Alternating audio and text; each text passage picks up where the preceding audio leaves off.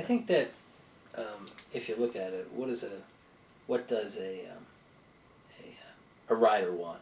A rider wants reliability, certainty, and frequency with service. And I think that if you look at public transit systems that work, those are the hallmarks of what reliable systems, good systems have.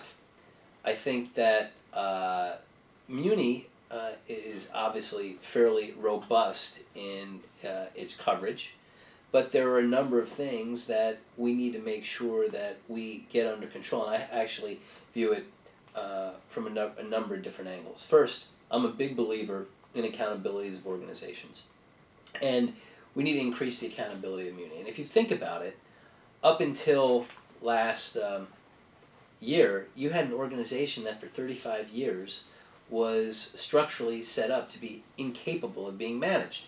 You had no collective bargaining over salaries, work rules, discipline rules, arbitration rules were all set. So for the most part, you had an organization that knew that it could not be managed, and you've had successive management teams that knew that they couldn't manage the organization.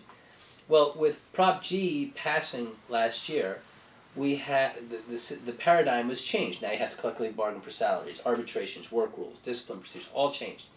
So now you have a real opportunity to build a partnership between management and the employees of Muni to help hopefully build a culture of delivering a high quality product for the riding public.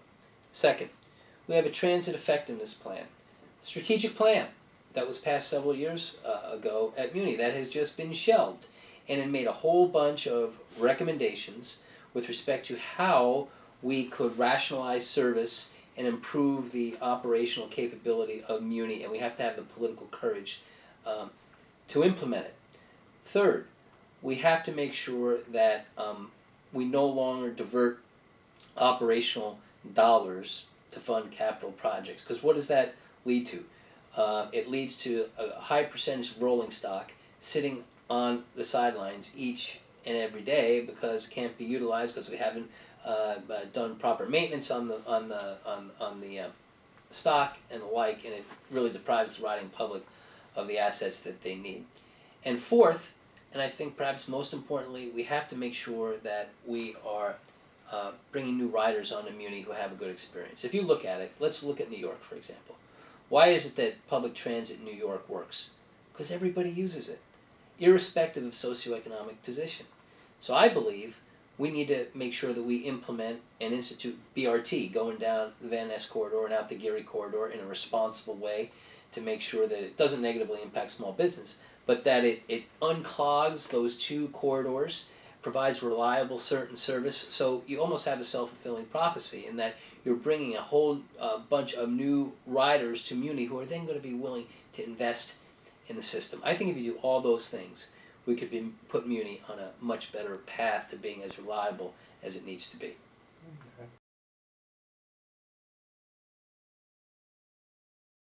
I mean, a lot of it is about mayoral leadership and building consensus and the political will to make sure you're going to drive the process and implement policy. I mean, what you just referred to is something you could say about virtually anything in San Francisco city government. And I'm unwilling to accept that strong leadership and collaborative efforts can't trump the red tape that has unfortunately stifled our ability to get a lot of things done here in the city in a variety of different disciplines. But I think it's kind of telling in that on the campaign trail, when you listen to what other candidates have to say, everybody's talking about the importance of implementing the transit effectiveness plan. So there is a certain consensus forming around the importance of implementing the strategic plan that was done on behalf of Muni.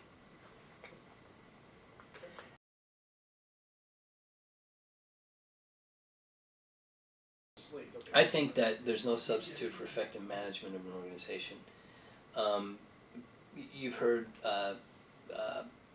complaints about overtime in other organizations, right, as well within the city. But, you know, being mayor is about managing.